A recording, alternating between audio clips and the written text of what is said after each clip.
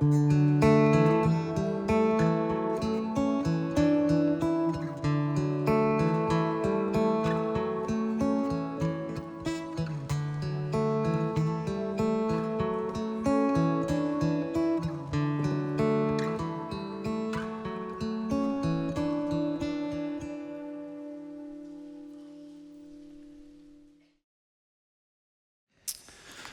morning. That was beautiful, right? It's beautiful. Thank you. Thank you, guys. I know here down in Studio 3 and Leland gathered, we're so grateful to be together as we celebrate the resurrection. The way I want to do it this year, I really want to just invite you to something we've been learning as a church. I know a lot of folks come on Easter Sunday. This is like the time, and we get that. But and it's an honor. But the reality is God has been doing something in and through our church. We want to invite you into that. The way I often joke with our congregation is one of the great things about my position is I get to take whatever personal crisis I'm having and just inflict it on everybody at the same time. And so part of this has been the exploration of what the gospel actually means and what does the resurrection mean for you and for me beyond just Easter Sunday. Like what is it? What does the resurrection mean? Has the world really changed? Like when we think about this, a lot of us think the world has changed, and most of us, when we think about the world has changed, we think of it in all the negative ways that it's different. The fact that you can't get good information or whatever your list of things is, the world has changed and it's not as good as it was. And do we have any vision or view that the world has changed and it's changed in such a way that all things are actually being made new? Do we have a way to see that? The prayers in the scriptures that are given to us invite us into things like this. The psalmist would write, open my eyes to behold the wonders that come from you. Lord, would you open the eyes of my heart? Paul would pray. And today we're going to look at one of Paul's prayers where he says, Lord, would you help me to grasp something that's hard for me to grasp? In Ephesians chapter 3, if you have your Bibles, you can look there. It'll be on the screens as we're together this morning. But the thing is that on the cross, God demonstrated his love. And it was a victory that is revealed, so something gets revealed to us or seen in the resurrection. And this demonstration of God's love in the resurrection becomes the source through which the world is actually recreated or remade. And I want for us to have vision for this. So I want you to consider, as we begin our time together this morning, I want you to imagine what it would be like to be born. Now, all of you have been born, so you know what it's like to be born, but imagine if you really knew what it was like to be born. Like instead of your first memories being at 2 or 3 or 4, however old you were, they were like when things were still squishy around you, right? You're like, if you had memories of that. And this whole journey into this whole new world where the world had really changed, and all of a sudden you've got to breathe air and you've got to cry and you got choices to make. You get to contribute something. You got to be raised into a way of life where your decisions and your choices actually contribute something to the world around you. Imagine what that would be like. Because part of what we have to discover, and this is really interesting because this is one of the great advantages of being a grandparent. My wife and I, we have 2 daughters. Our oldest daughter and her husband, Madison and Carson, they have 2 daughters, one 3 and the other is almost 3 and almost 1. So what you really get to do as a grandparent, and the grandparenting gig is really good, no kid. This is why people show you pictures of their grandkids, because it's really good. But it's not just because you get to give them back, like after spoiling them. You actually get to see things. You get to imagine what it is like to be born, because when you're having your own kids, you're just trying to stay alive. And you don't really remember anything. In fact, that's the only reason the human race continues is because we don't remember what it was like to have kids, so we keep having them, right? And so watching my kids, my daughter and her husband, my son-in-law, be parents is an incredible journey. And watching Lennon be born, like watching her be raised and become a kind of person. I remember when she's trying to hold her head up. You're holding her head, it doesn't look like her head's ever gonna stay up by itself. Or when she's sitting up, you're propping pillows around her, she's so wobbly. And when they start to walk, you're like, this kid is never gonna walk because it just looks so impossible from where you're sitting. And sure enough, they start walking and they're pitter-patter their house in no time. And now she's starting to talk, and this has been the best because it's like these these incoherent words, like these incomprehensible words, all of a sudden start stretching into sentence. She says 4-word sentences now, like whole sentences. It's unbelievable. And part of what she is learning is because she's been a part of Grow Zone, and of course her mom and dad, they're teaching her about Easter. And so when you say, hey, Lennon, what happened to Jesus? She says, he's dead. And she kind of leaves it there. And this is actually not a bad thing, because this is what we've tried to do as a church for the last 4 weeks. Instead of rushing ahead to the resurrection, we've tried to prepare ourselves to sit in what it would be like to go through the suffering and the difficulty of the cross, what it would mean. And part of that experience was on Good Friday, we hosted a communion experience where we would journey through the different places where Jesus was in the last week of his life, starting with Palm Sunday. And then you had the prayer in the garden, and you had the Last Supper. And then you come over here and you see Jesus carrying his cross up the hill. And then there were all these paintings, and then the painting of Jesus on the cross. And the last one over here was Jesus' mother holding his body. And you have to sit there and think about, this was a real loss for real people. The names in the scriptures are John and the disciples and Mary Magdalene and Mary the mother, his mother. And they're there in this loss, and they're having to find a place to bury this, to grieve and to mourn their loss. It's a real thing. And then we came and we shared communion, and as you were walking out the door, the last painting was a picture of the sealed tomb. You should just stand in front of the sealed tomb and try to imagine or think of what you would feel. This is not just you're waiting on something, it's that the thing that you hoped would happen isn't going to happen anymore. It's over. And then you walk out, and then we know we're waiting for the resurrection. And so this painting here is of Mary Magdalene, and this is in John chapter 20. The story is in there. This is the encounter where Mary Magdalene comes to the tomb, and she finds that the tomb is empty. And so it's actually quite interesting, because it's recorded for us in the book of John. And John takes quite some liberties in his gospel, because he's writing the gospel and he never refers to himself by name, but instead he just says, the disciple whom Jesus loves. So he's just writing his own gospel, and he's saying, I'm the favorite, and he just kind of leaves it there. But he also takes a couple of pot shots on the way out as he's recording. It says, the first day of the week, it was still dark. Mary went to the tomb, and he saw that the stone had been removed and that the tomb was empty. And she runs and she gets Simon and the other disciple whom Jesus loved. She gets Simon and John. And then, so John records all this. So Peter and the other disciple, which is me, we started running to the tomb, and then he just adds this sentence. Both were running, but the other disciple outran Peter and reached the tomb first. He's just like, I beat you, just so you know. And he just like records it in the gospel.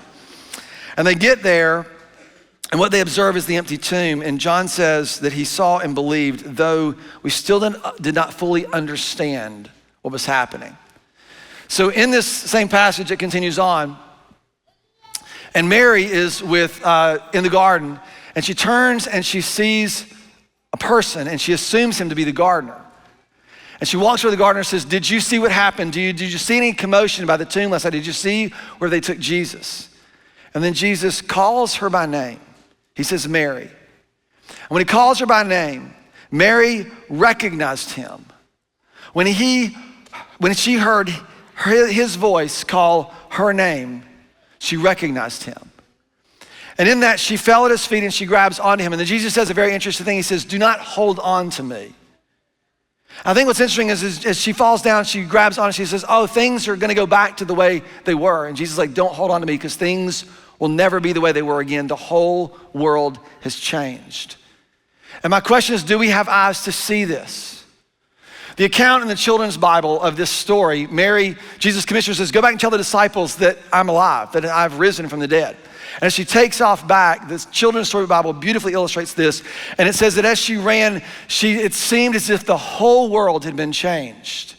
And then she says this, that could it be that everything sad is becoming untrue? And that resonated with me because part of my preparation for Easter has been to read The Lord of the Rings. And this is a famous scene from The Lord of the Rings where at the end of all things, right, Sam and Frodo, the ring of power is destroyed on Mount Doom, and Frodo and Sam are ushered into a new reality as they kind of come to in this new place. Sam looks at Frodo and he asks the question, he says, could everything sad be coming untrue? It's a really beautiful, the world has changed. Could everything sad be coming untrue? And I've written this down and tried to think about this, and maybe you haven't just because it sounds cool.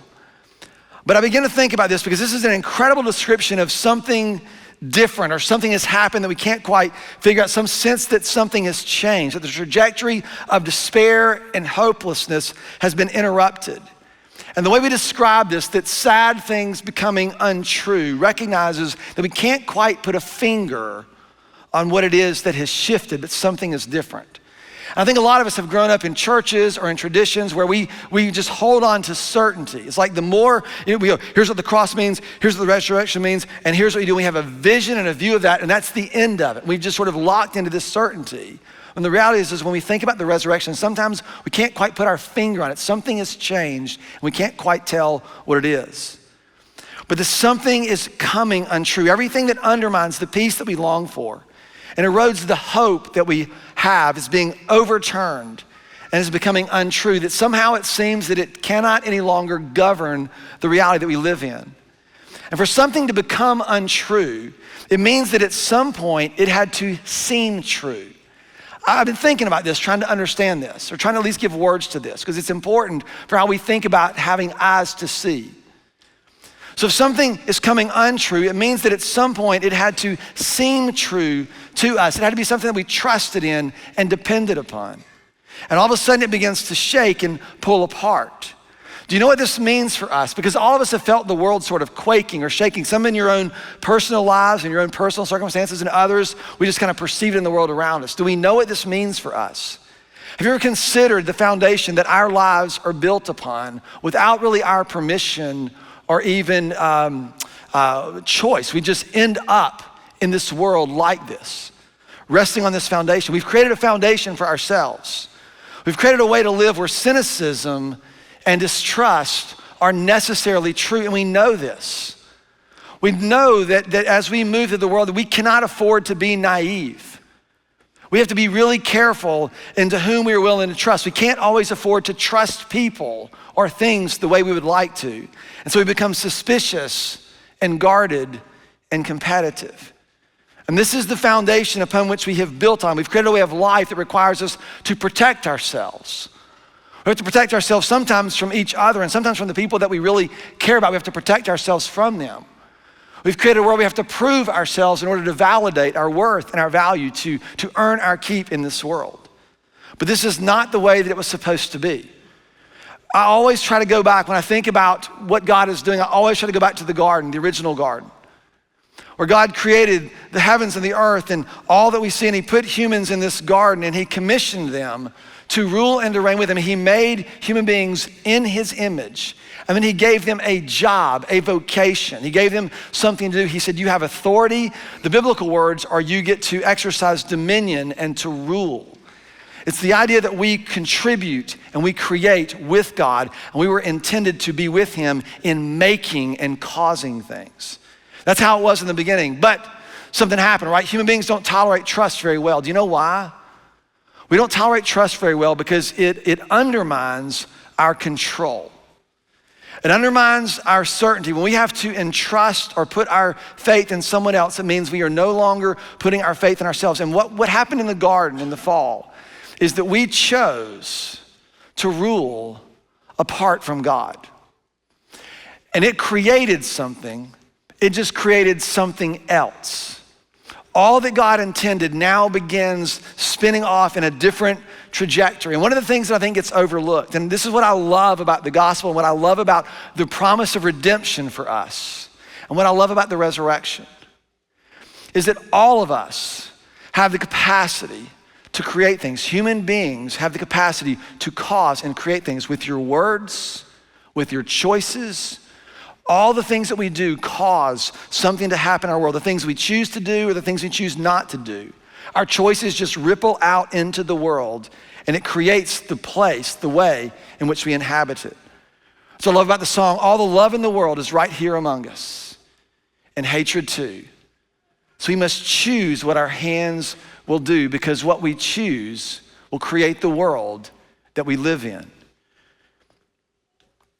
Our choices, your choices, my choices, they're all rooted in some value system that you have, something that you believe. All the choices you make reveal something about what you value and what you believe. And there's just nothing that really governs them other than our own sort of self-interest and self-protection, because that's the water, the air that we breathe, the water that we swim in. And so what we end up doing is we try to make choices that preserve our freedoms and open as many options to ourselves as possible. And so we create for ourselves with little regard for those who are outside of our circles of concern. And there are others who are here, maybe you're listening, and you feel like every option to choose has been taken away from you, that you're basically trying to survive. You have no choices or no options. It's just hand to mouth. And it's the trajectory of this choice, each choice, and all the choices that have put us or brought us to this place today. But the freedom of choice, the freedom to choose, is one of the most central things about what it means to bear God's image, to have the power to do something and then to exercise it, is one of the most prominent things about God's image that human beings get to bear and we get to steward. And what we, especially Americans, we create, or we tend to think about our tendency or our freedom of choice as an individual right guaranteed by the Constitution, and that's not untrue. But we tend to think of it more of an individual right than a sacred trust that causes things. Your choices cause things. If you don't believe me, just over lunch, just ask someone who they voted for and see what you create in that. So I want to go back because this is quite profound, and I'm going to try to connect it to the resurrection in just a minute. But in Genesis chapter 2, we see the choice given to human beings, this choice in the garden. And it's put in there, it's on these two trees. I'm gonna read two different passages just so you can see this. This is Genesis 2, verses 8 and 9. It says, now the Lord has planted a garden in the east, in Eden, and there he put a man who he had formed. And there were all kinds of trees that grew out of the ground. Trees were pleasing to the eye and they're good for food. This is a beautiful place. And in the middle of the garden, there were these two ideas or two things. There was the tree of life, right? And then there's the second tree, which is what? The tree of knowledge of good and evil. So this is sort of setting the scene. We keep reading, and this unfolds a little further in verse 15. The Lord took the man and he put him in the Garden of Eden to work it and to take care of it. And the Lord commanded the man, you are free to eat from any tree in the garden, but you must not eat from the tree of the knowledge of good and evil. For when you eat of it, what will happen? You're gonna die. Pretty clear. You will certainly die. Why would he do this? This is like putting your kid in the kitchen while you're cooking and saying, don't touch the stove. And your kid was like, I never thought about touching the stove, and now all I can think about is touching the stove precisely because you told me not to do it. It feels like some kind of trick that God is playing on. So what is this? Why would God put these two trees, and this is a whole other series, but I want to make a quick observation. Because the command that is given is the command to freely eat from any tree in the garden. And then it has a restriction or restraint. You have the power to choose anything that you want. And I'm gonna then command you to exercise restraint in that power to choose. And I've never really understood, I've got ideas about it. And a few months ago, as I was reading a book, I came across this quote. The author quoted this quote from a priest, and his name is Ashley Kalishaw. And he writes this. He says, the tree and the command not to touch it give humanity genuine choice. Therefore, genuine potential expression of control and power. The power to choose, the power to exercise your influence or agency in the world is a powerful thing. We see this with Lynn, our 2-year-old. When she wants to take a nap, she doesn't want to take a nap. You don't say, do you want to take a nap?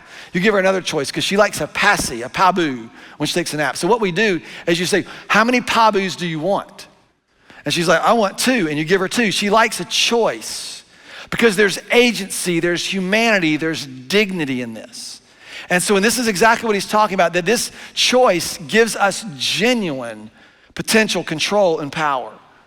By the action of choosing, the reality of humanity's power is brought into being. We begin to exercise causing things by the choices that we make.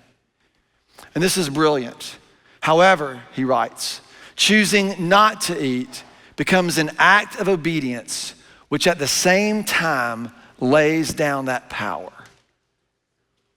Unless you're going, I don't. This is what the cross was about.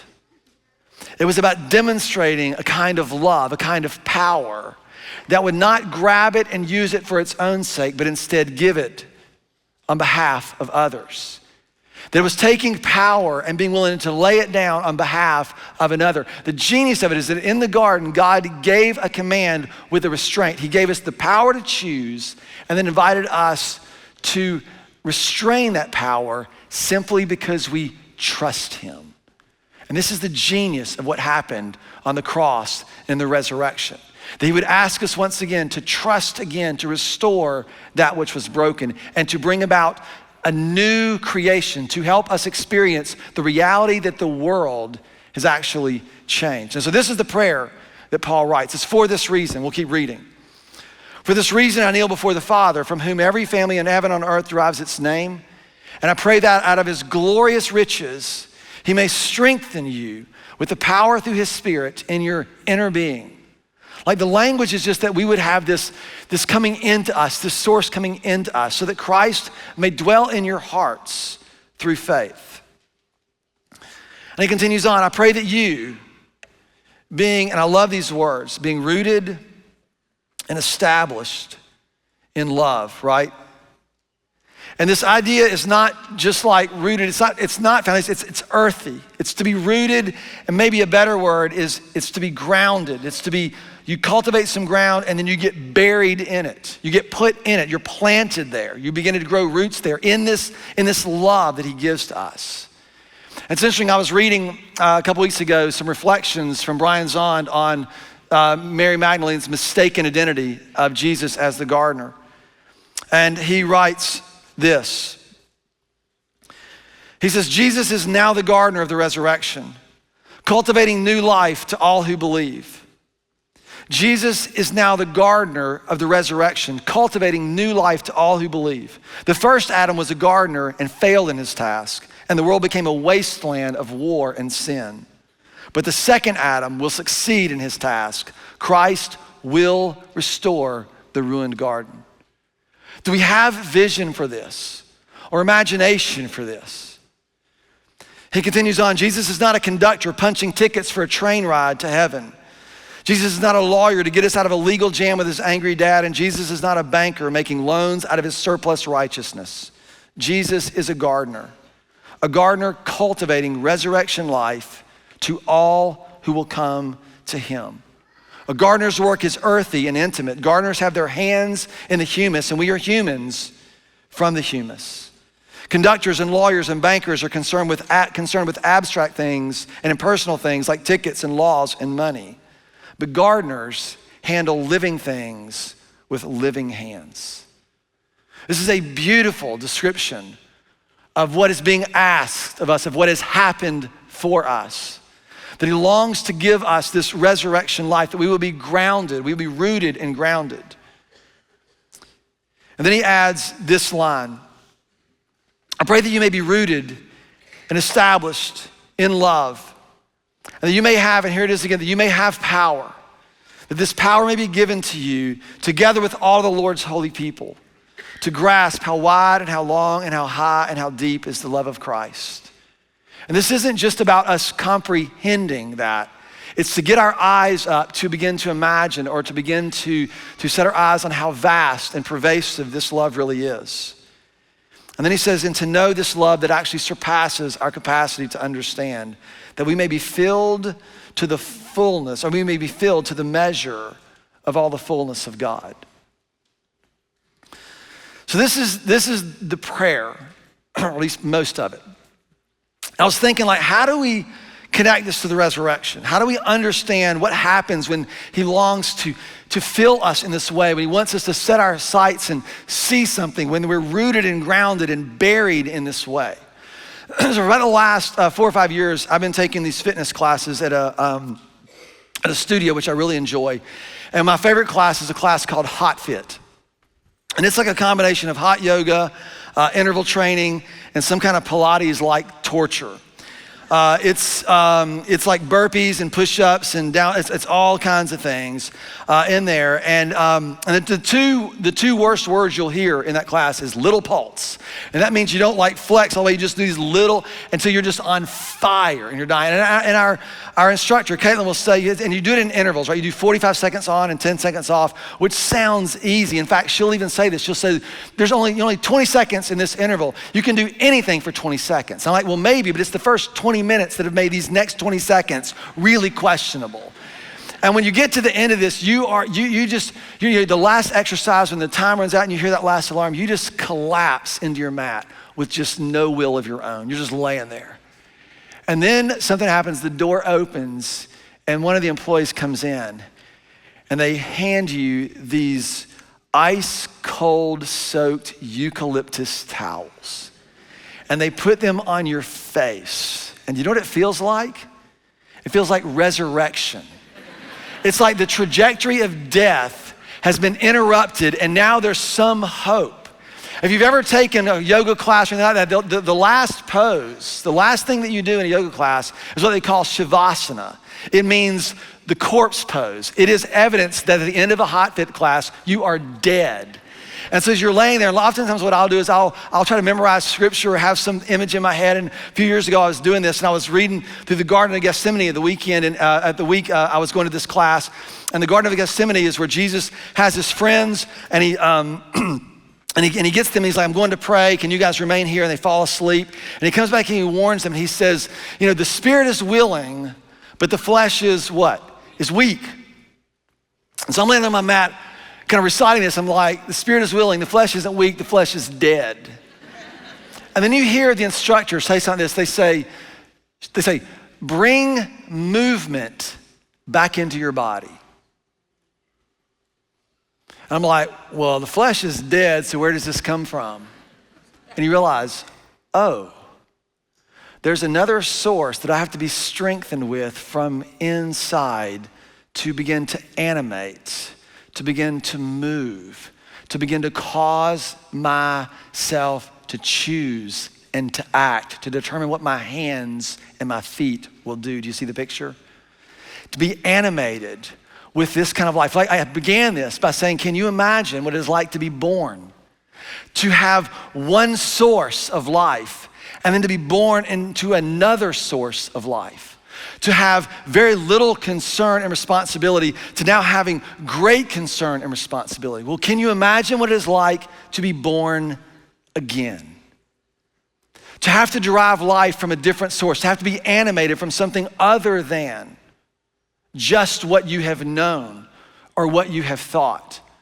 To now have agency and choice and responsibility for those choices, because the things that you do and say with your hands in your life create a world that we all inhabit. What if the distrust and the futility and the hesitation that you have built your life on, what if those things were becoming untrue? What if the lies that you believe about yourself, or the lies that you believe about others, or the lies you believe about the world around you began to unravel? If the foundations began to erode and were undermined because there was something new, because the world had actually changed. We cannot understand this largely because we do not imagine this. And I've been on sort of a tirade about this for the last little while, because too many of us, the only thing we can imagine about the resurrection is that it helps determine what happens to you after you die. And what you miss is what God intends to do in you as you live. This is what He is cultivating resurrection life for all who will come. Do you know how Paul concludes this prayer? He just says, now to him who is able, he just declares that God is able to do this. He is inviting us into a world that has changed. He is able to do this, and he's able to do immeasurably more than all that we ask or what? Or imagine. Churches often use this passage to raise money. Right? He's able to do more than we can ask or imagine. That means we're gonna get millions of dollars in here and build buildings. This is not about building buildings. He says he is able to do immeasurably more than we ask or think according to the power that is at work within us. The power that is at work within you doing what? Helping you to grasp how high and how wide and how long and how deep is the love of Christ. To be able to get your eyes on that so that you are strengthened in your inner person and that you learn what it is like to have your life animated by his love for you and his love through you for the world.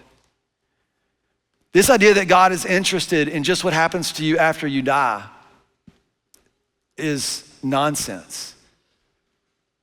He has come to give us a life, and an eternal kind of life, that reframes the world in which we live to help us see and experience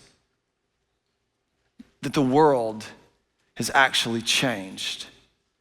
Do you have eyes to see it?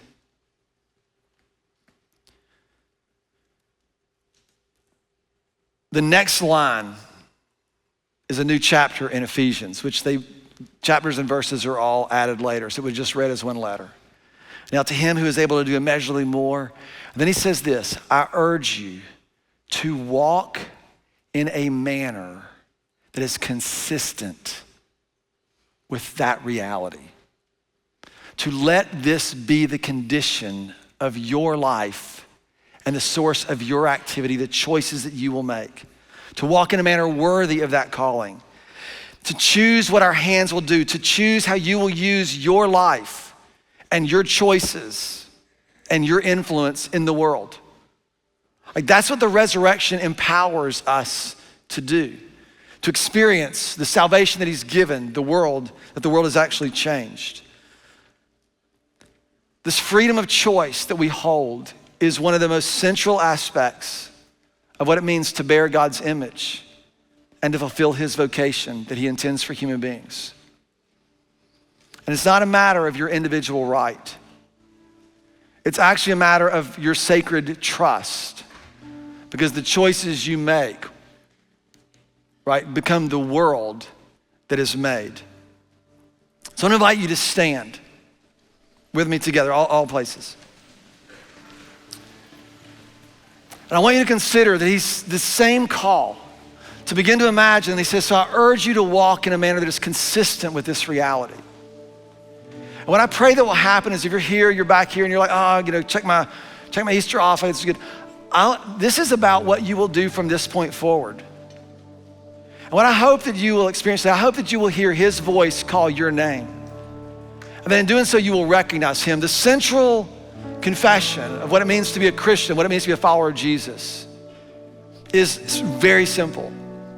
It is that if we believe in our hearts and we confess our mouths that Jesus is Lord, in that we are born again into a world where we have a new source and we have responsibilities and we have agency and we have calling to bring about the reality that the world has changed, to experience that reality of what he has done and the salvation that he's given. We've been made for so much more. Let's pray together. I want to just pray that Ephesians prayer over us. Father, would we be able to hear your voice call our name? We confess that you are Lord and that your love has changed the world. Would you open our hearts to this reality that out of your glorious riches, would you strengthen us with the power through your Spirit in the very center of who we are, so we may experience the reality of this presence and it would move out and animate our bodies, that you would bring movement into our bodies and purpose into our actions.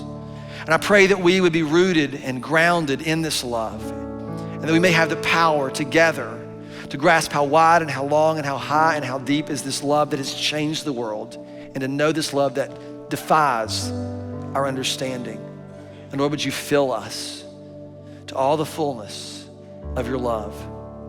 You were able.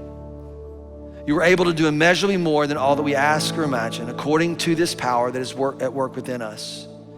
And to you, Father, be the glory in the church and in Jesus Christ throughout all generations, forever and ever.